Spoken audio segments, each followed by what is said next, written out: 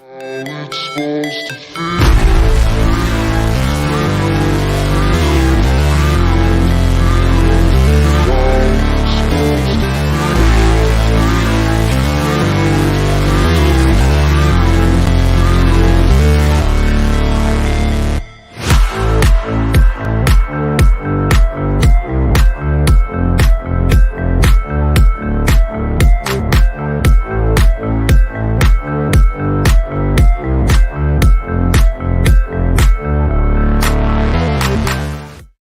Yo, yo, yo. Welcome to Starbucs. I'm your host, Anthony DiNardo. With me, we got Jim Rosati. Jim, happy Monday. Good morning for the very first time in a long time. How you doing? Yeah, I don't think we've been on since the Kutch news broke. That was our last episode of Starbucks. So, yeah, spring's here. We have games, actual games start later this week. So we do. Like baseball's back. Baseball's back. I love it. This is pretty exciting times. It really is. And I mean, you kind of get a sneak peek because this weekend was opening weekend for college baseball, which one I'm a fan of. The weather was nice here, so I went and saw a Louisville game on Saturday.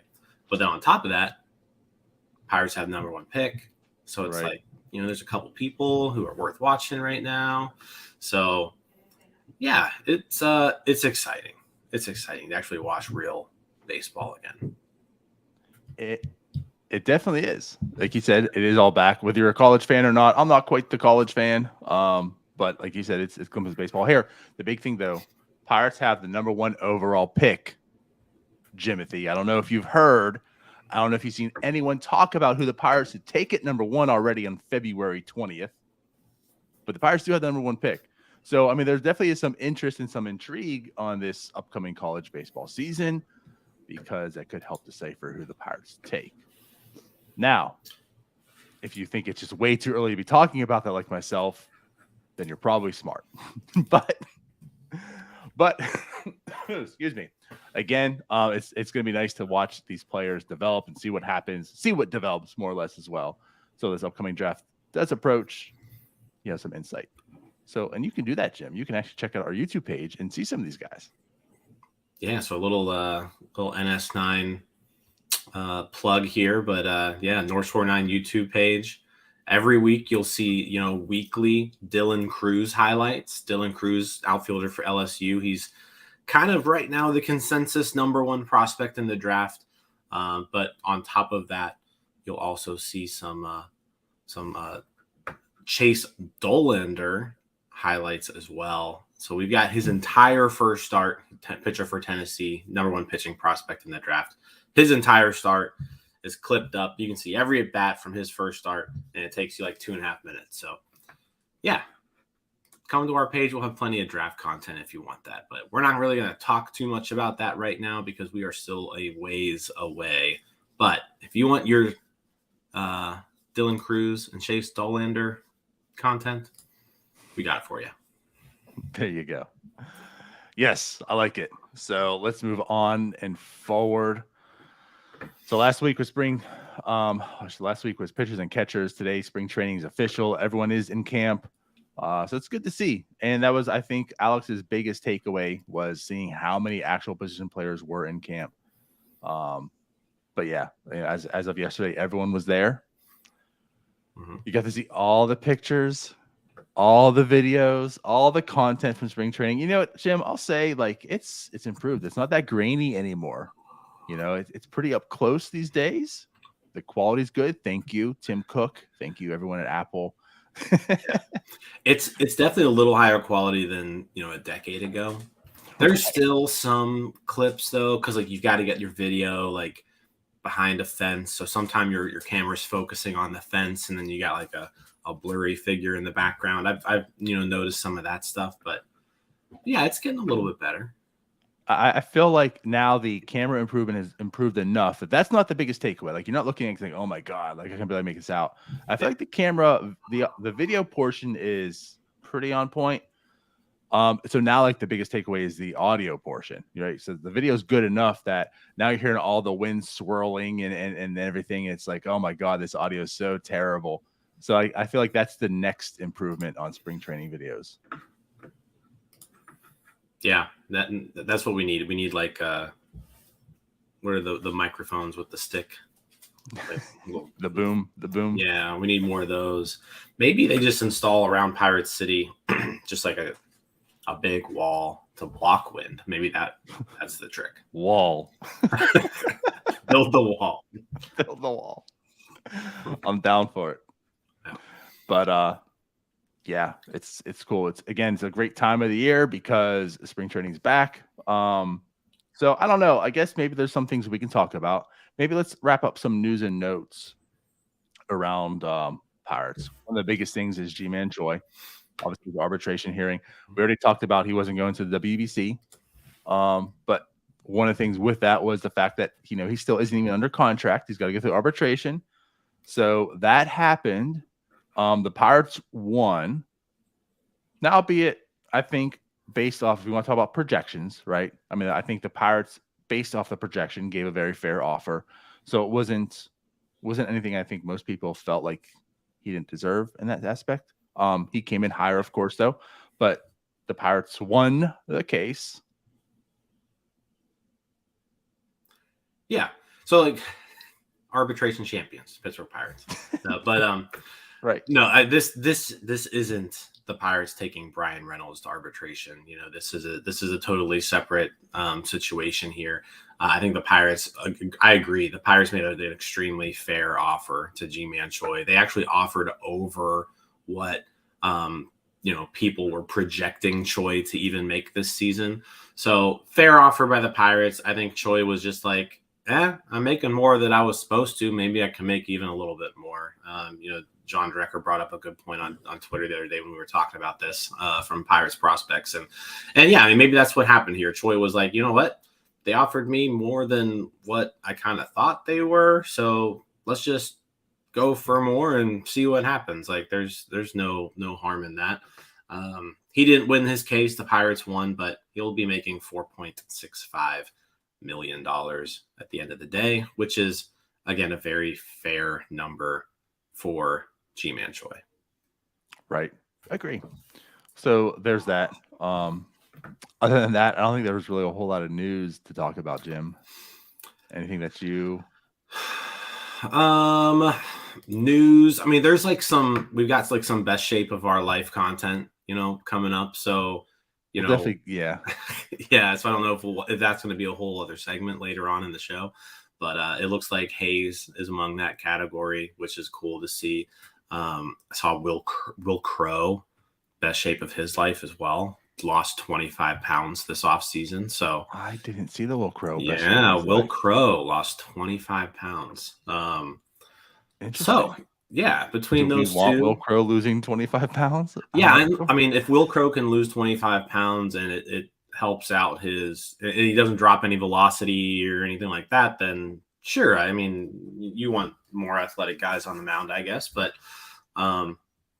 yeah, so I guess the Crow news is going to be more, does that affect his velocity at all? Because you don't want it to, right? It's not like Will Crow was overweight or anything by any means. Right. He was a bigger guy, but he could lose weight. But yeah, if he bulked up, got more athletic, who knows? that could help. Potentially, yeah. Interesting. I'd like to look more into that then. Yeah, I didn't know about the Will Crow. But again, it wasn't like he was vintage CC Sabathia out there. So, yeah. I didn't look at him and say, man, if he could lose some weight. So, yeah, I'm wondering what he looks like right now. And like you said, how that might affect him. And like you said, obviously, Brian Hayes is the story. Like, that's the guy who showed up. And I mean, before he even showed up, right, people were seeing the IG photos and it was like, oh, boy. Breakout season for Brian Hayes. So, yeah, that's something I'm interested in with Brian Hayes as well. I mean, I don't know if I particularly see where it was like, man, if he could bulk up and hit the ball harder. He already hits the ball hard, like Alex more or less said. If it really is like the mechanics and such, like if he gets the ball in the air, he already had the exit velocity and such. But for health reasons and all other reasons too, that's pleasant to see. I think it was more or less confirmed by speculation about Rowensy. He has bulked up a little bit, so that was another one who, okay, that makes sense. That got me excited because he's going to have a bigger workload this offseason or this upcoming season. Who else? Best shape of their life. Derek Shelton. Best shape of his life. So that's good to see. I mean, shit, dude, I'm down 10 pounds this year. Best shape of my life. Well, no, I'm not the best shape of my life, but I'm in better shape right now than I was January 1st. Best shape in a while. I'll take that. Same. Yeah, so I'm gearing up for spring training too. Well, congratulations, Jim. Are you also going to be catching? No catching for me. Oh, Yeah.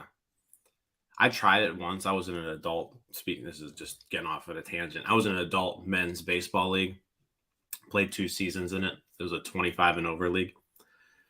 And, the team, I knew the first baseman on the team, and he was like, we actually are 1 player short this year. And I was like, well, I would love to play. And he goes, can you catch? And I was like, yeah, sure, I can catch. no idea, right? Never caught before in your life. Not a catcher. When the pitches were thrown to me, it was just fine. Calling pitches, catching the ball was fine. Balls in the dirt, not for me, DiNardo. Sorry to hear. Yeah, it was an extra base every time if there was someone on base. I could certainly never catch. I have weird knees. I don't want to say bad knees because I feel like if I say bad knees, it gives a false impression almost that I really don't. Like, they don't hurt, they don't bother me and such. But I can't like bend down for long periods of time. And even by long, like a minute is being long. Like how you squat down and maybe like work on something. I feel like if I sit down long enough in that position, I would pass out. Like, I get very lightheaded. No, I mean, it's definitely so this is another thing too. Just by doing that for 2 seasons as a 20, I was probably 30 years old at the time. It gave me a brand new respect for catchers that I really didn't have before. Like, I knew it was a tough position. It's probably tougher than, I played second base, third base, like first base my whole life. But catching, it's crazy. Like, when I would go up to bat just after catching, you know the toll that it takes on your knees. Like, it's even batting is different because it's like you're just like your legs are just tired. So yeah, shout out to all the catchers out there. There you go. Yeah. Personal experience, lifetime catcher, Jim Rosati. Mm-hmm. So outside, I don't think there's any more, like you mentioned, best shape of their lives that I know of. Nothing too impressive per se. Yeah, that's all I've seen. I mean, outside of that, like, you always want to kind of look like Kutch looks just like he always has. Like, he looks good. I think, we'll probably get into this a lot, but the cool, there's some cool stuff coming out of spring training that we're seeing. One of them being, the veteran presence. Yeah, it's. I definitely want to talk about that. Yeah, like, let's kind of go into that. We're seeing, Rich Hill give pitching advice to players, and you can see that they're sitting down with each other, holding baseballs, looking at grips, things like that. You've got Andrew McCutchen playing catch with Ke'Bryan Hayes. We haven't really seen too much Santana stuff yet, I feel like, but I gotta imagine I think he arrived Saturday, was it? Yeah, it was later. So he was a little bit later of an arrival, but I think just having players like that in your camp and them still being able to contribute, right? Like, there's a difference between having maybe a veteran who sucks and a veteran who's good. And like, they've been there before and they've had success. And like, I don't know. I think before, like when I was younger, I thought veteran presence was kind of just like a myth and it didn't really mean much, but kind of the longer I've watched baseball, the more it's like, cause you see what, whether it was real or not, like you see like what Justin Verlander helped, Houston Astros pitchers with, like in his time there. And we can argue, was Verlander giving them cheating advice or not? It doesn't matter. Like, Verlander was giving them advice on how to be better. Right. And so it's like stuff like that where the Pirates just, I feel like, had been have been missing out the last few years. They've had a ton of young players competing for opportunity and playing time, but they never really had anybody show them what it's like to be a Major League Baseball player. And now they have that. Multiples of them as well. Mhm. And I'm 100% with you. Excuse me. But you're 100% right here. Like, for how long this rebuild has missed this. And you can argue, and I saw someone like post on Twitter, because that was my comment, the other day when I think it was Justice's video of Rich Hill, like showing his grip to Luis Ortiz, I believe it was, or somebody. And it was just like, this is what the Pirates organization has been missing for so long. And again, like, you can make the argument like, okay, well, Q was here last year, Quintana, right? Pitching staff loved him. And true, like it's been here, I think, in like bits and pieces. So sure, like Quintana was one of them, and maybe the only one of them. I mean, really think about it. Like, most of the guys they brought in, but even before then, no pressure. I mean, do you really want to count Vogelbach? Not really. Like, yeah, he's been around, but it's not like he's no Kutch. He's no Rich Hill. Mhm. He's no Austin Hedges, right? Like, in that sense. And again, we're not talking about just one guy in Quintana. We're talking about multiples, right? We're talking about Rich Hill. We're talking about Kutch. We're talking about Choi, who's now in, Santana, who's now in, and again, Hedges. Like, there's multiple people, there's multiple voices. There's a personality for everybody, right? And that's what I really like about this. And again, it's not just one voice, not everybody going to Jose Quintana. It's literally all these guys in camp. You turn and there's someone to talk to. And I feel like that's the biggest takeaway so far, because again, on February 20th, right, when just pitches and catches reporting, there's not a whole lot you can really talk about. That's why we're talking about guys in the best shape of their life, right? Because this is all you get to see. And the biggest takeaway I've been noticing from what I can see, right, from these clips, is just the communication. Like, the vets out there, especially Austin Hedges. And this isn't, again, like, it's Austin Hedges. And when you just mentioned how it's veterans who don't stink, right? They're good. Austin Hedges is kind of that mold where maybe he's not too good. We know he's not too good. He handles the pitching staff very, very well. And that's, I'm okay with, because with ND and Henry coming up and such. But I just feel like that dude is just taking like his role by the reins. Like, that guy understands why I'm here. It's not because I'm a good player. Like, he pretty much is putting out there, like, if these guys take what I'm giving them and turn themselves into 10-year careers, I've done my job and I can be proud of it. Now, I'm kind of paraphrasing like what he said, but like that, with what he was saying, just spoke to me. It's like he knows what he's here for, and it's to really develop these guys. And that's what's going to be prideful for him. And you're just seeing all the communication he has with all the pitchers and the catchers, as you have here in the photo. Like, I just feel he's been very vocal, and a lot of guys around him. And I'm thankful that he's on the team for this, for the young guys. Yeah, I mean, let's not beat around the bush. Austin Hedges is a terrible hitter, right? Yes.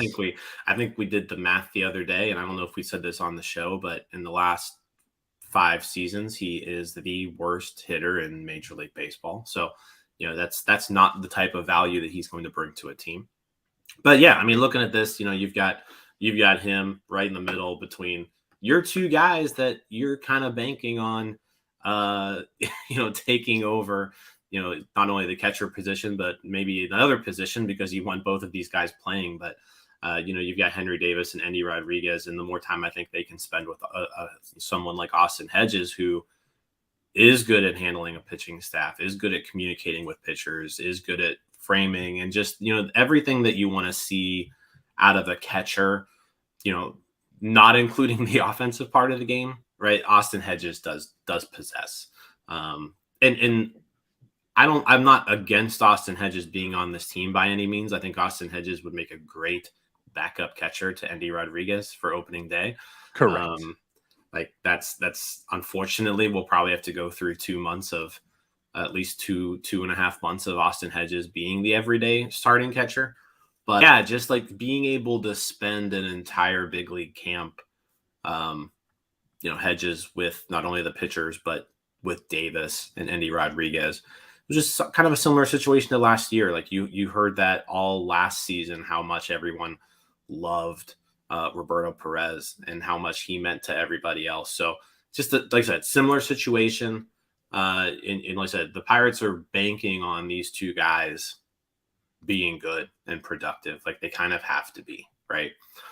So anything that they can do to kind of soak up that position a little bit more is fine by me. Yeah, 100%. You know, you're talking about the two catchers. I mean, they're very important to this rebuild, Henry and Endy.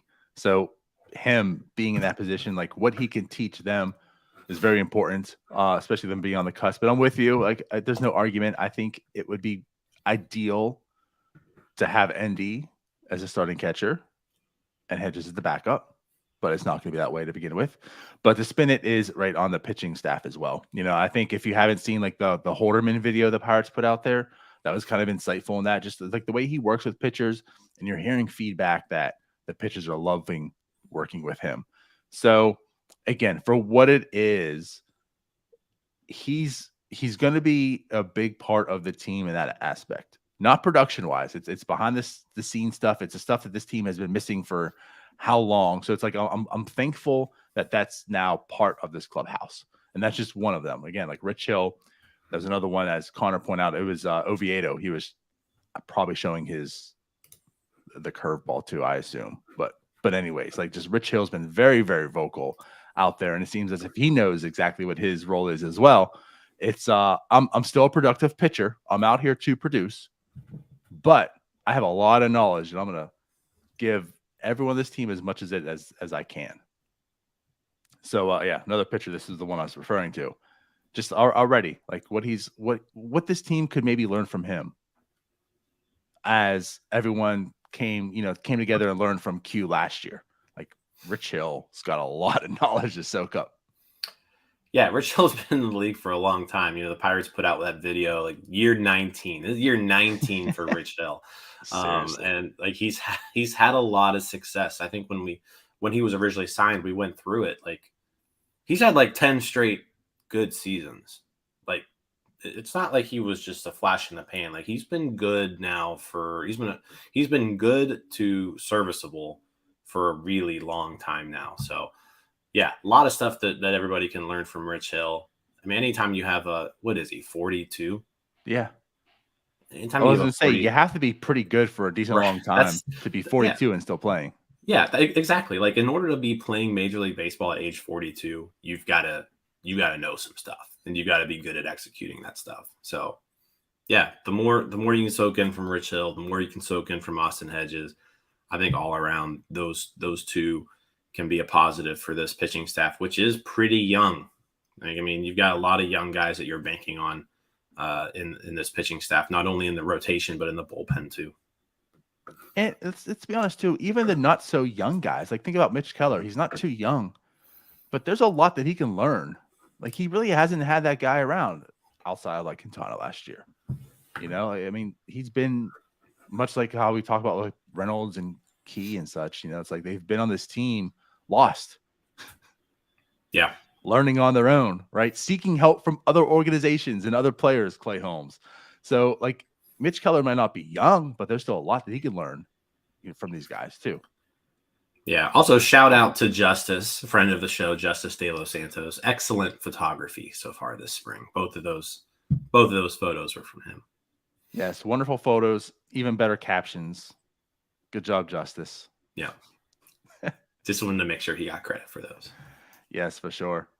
But again, like going to the veteran presence and such, like this is such a big difference from last year. Like this is what has me excited about this year. Not only that, you know, there's going to be some internal development and some people getting a little bit better. The guys that they brought in as far as veterans are actual better players, right? But they're not like Kutch is still Kutch what he is today, right? Choi is the reason he's making $4.6 million. You know, it's not like these guys are great players. They're better, but it's like all this stuff that they bring is what this rebuild needs. And that's what has me so excited for this year. It's like, again, I keep going back. If you're one who's pissed off about all the stuff that has happened over the years, right? Running guys back to home plate instead of just tagging first base, cell phones, sunflower seeds, just mindless pop-ups, like stupid things like that. These guys around the clubhouse probably helps that. Yeah, I mean, you talk about those things too, and those aren't just like little things here and there. Those add up to wins and losses throughout the course of the season. So, yeah, I'm excited to see what this team can do. Like I said, I'm not anticipating them, making the playoffs or anything, but I No. think we should at least see some better baseball this year. Hopefully, we see some really strong performances out of individuals that they kind of need strong performances from. You've got some guys that we haven't seen before that are hopefully going to make the majors at some point this season. And you got some young pitchers with some really good stuff that you kind of look to, cement some sort of role in this organization going forward too. So yeah, a lot of stuff to look forward to. And then just to kind of go back to where we started in the beginning, like I'm just excited for baseball. Like the crack of the bat, the ball, the grass, all that stuff, man. Like, I love it. You know what, Jim? You're making me kind of salty. And it might not be you, because I feel like that's a Tyler thing. I almost swear to God remember saying something almost word for word what you just said like a year ago and getting trolled for saying it. Might have been Tyler. That seems like It wouldn't have Tyler been thing me. too. Yeah, it wouldn't have been me. No. All I mean, right. like, because you go through like the whole winter, right? You go through winter, and it's just like, I mean, you live in Florida, so it's a little different because you don't really have a winter, but you go through winter, it's cold, it's dreary, you go like 2 months or so without seeing the sun, and then all of a sudden you see, it's spring training, it's sunny, there's people playing baseball, the weather's nice. It's just great to see. Great to see. No, I mean, you're right. You're right. The grass is getting greener. Mhm. It's getting warmer. And then during it, you get an hour back of sunlight, right? Daylight savings There you time go. or whatever. Spring goes No, forward, right? you actually spring goes forward, so you lose an hour. No, you're getting an hour Oh, of daylight. but you lose an hour of your life. You do.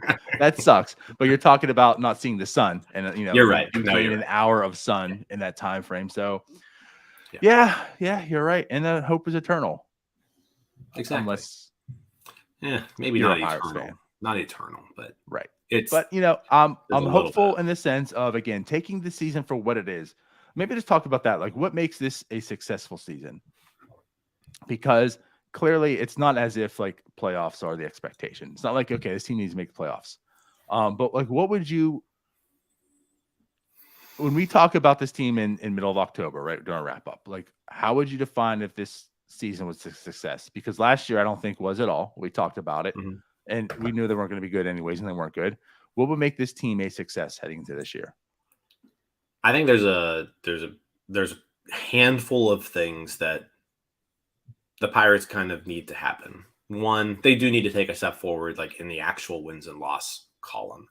They need to win at a bare minimum. They need to win 70 games. Ideally they're closer to 75, right? So like they need to take a pretty good step towards being competitive.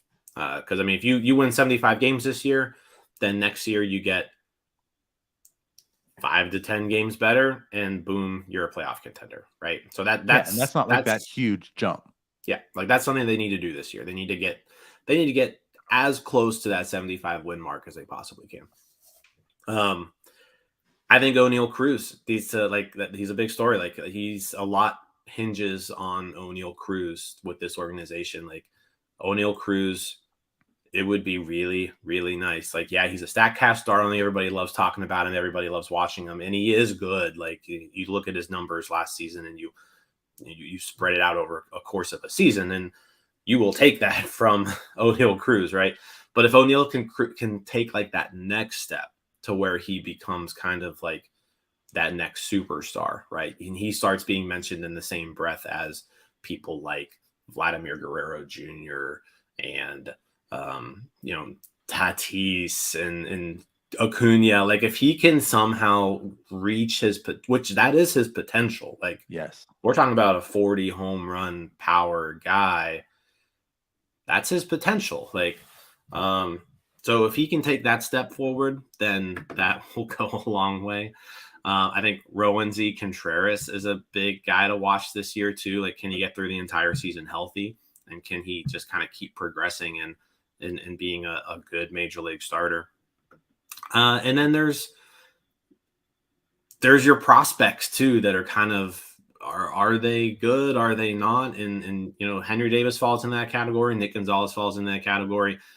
You've got some people who are important to this organization that need to kind of put up or shut up at some time soon, because they're going to be needed. Like, they're going to need those guys.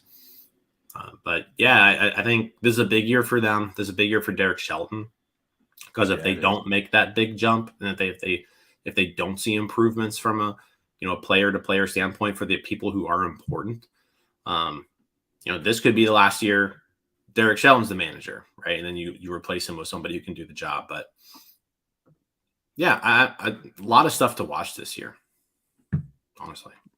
And let's go to the Hayes one. I think it's a big year for him too. Didn't even mention him. We've talked about that, but yes, that's another one. I mean, he's going to become the veteran rather quickly on this clubhouse. And we know what his glove can do. We know that basically his floor is a 3-war player of just showing up and playing defense. But part of the reason, like part of the excitement for him bulking up, maybe he can stay healthy. Just in general, a third baseman who has some weight behind him. Maybe he turns into a bit of a power hitter to some degree, just a hitter in general. But, when Neil Walker was on here talking about, like, he could see this fit, Andrew McCutchen coming in and, maybe being a big help for Ke'Bryan Hayes. And so that, going back to spring training, right, things that we saw, that was something that stood out too. Who was the first thing you saw with playing catch with? Ke'Bryan Hayes. And like immediately I'm like, oh boy, like what Neil just talked about, like, are we going to see this come to fruition? Like, he's coming up and showing up in the camp, much bigger and bulkier, right? The guy looks like a unit right now. So, he's ready. You talked about, I heard somewhere, someone talk about where he took a lot of these things personal, like said about him or whatever. And, and now he's here in camp and Kutch is there playing catch them. As like, is Kutch really going to take Key under his wing now? So Ke'Bryan Hayes, a big one. Like, if he can turn around and become that dude, that's a big question answered heading into 2024. So I'm with you with all of that as well. To me, if I were to say like a win total right now, I think I'm sitting at 72. I think 70, like you said, is the floor. I think 75 is realistic. I think I'm sitting at 72 comfortably right now, which is still an improvement, but that still shows like where the Pirates are. Like, let's not talk about anything about playoffs. I don't even think, not that anyone thought before, but I don't think this has like a Baltimore's Orioles feel of 2022 either, where it's like, maybe things come together and they can be good. But I think things can come together and you can see quality baseball this year opposed to all the other years. This is something I really want to talk about though, Jim. So you're talking about O'Neal Cruz and the stratosphere that he can be, the Tatis and such. So he's coming in and saying, you know what? My goal is to be a 30-30 guy. Or hell, you know what, Jim? Forget that. I want to be a 40-40 guy. Of these comments, I'm interested. What do you take from that? I mean, I love it. I mean, that's a lofty goal to set for himself. But it also, like, you look at what he's capable of doing, and I don't know 40-40, like, he'd really have to pick up his stolen base numbers to get to that. But like, you look at 30-30 though, and you're like, yeah, I could see that. I mean, the guy definitely has 30 plus homer power potential, like, absolutely does.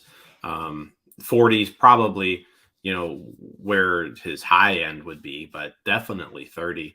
Stolen base wise, that's going to be the issue. 10 stolen bases last year in 87 games, but stolen bases is going to get a little bit easier this year too. We get less pickoffs, less space in between bases because of them getting a little bit bigger. So yeah, maybe the stolen bases numbers gets up. I think 2020 is like a shoe-in for Cruz. Like, I think he walks to a 2020 season, which is still very impressive. Very, very impressive.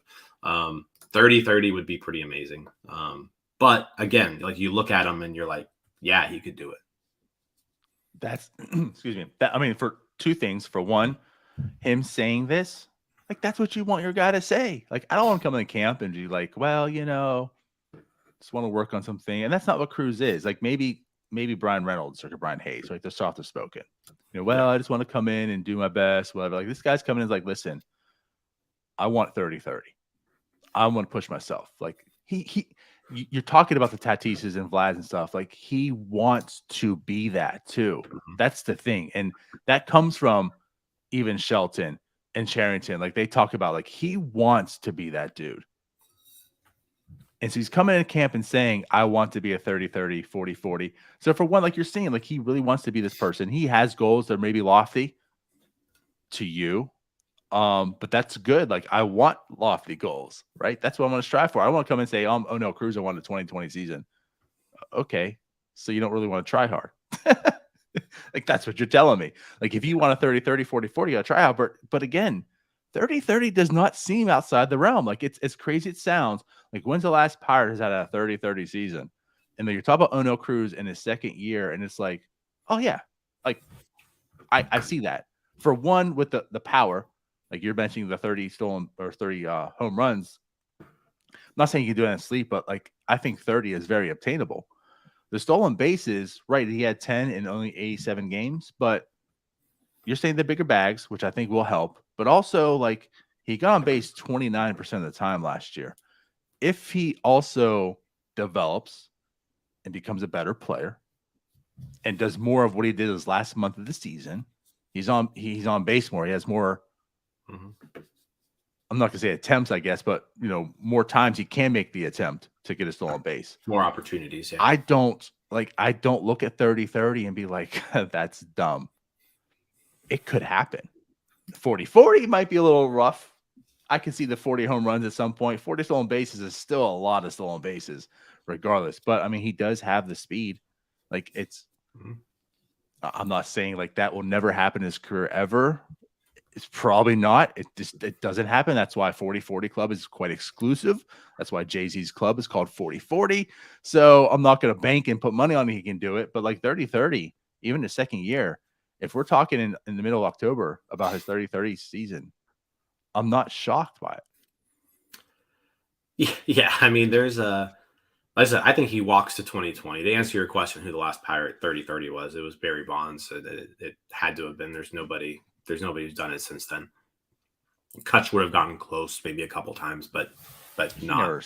I don't think it was. Yeah. Kutch was 2020, I think, before, and I think Marte put up a 2020 season.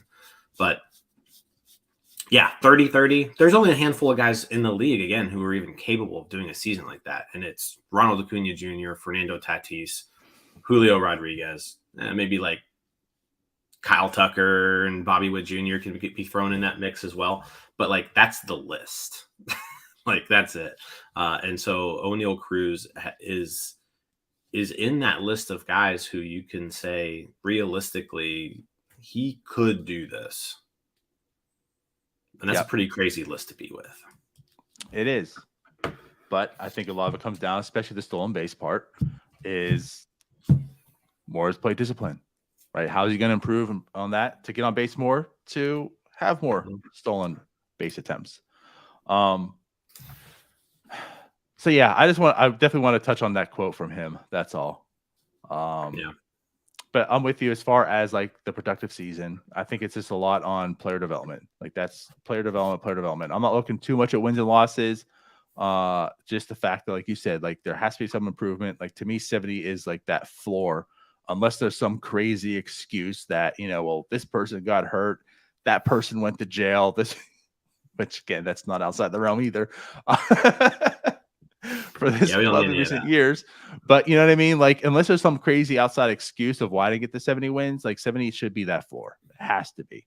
Because again, if you have Brian Reynolds on this club for 2 more years, like playoffs got to be coming. They have to be coming. That's got to be in your thought for next year.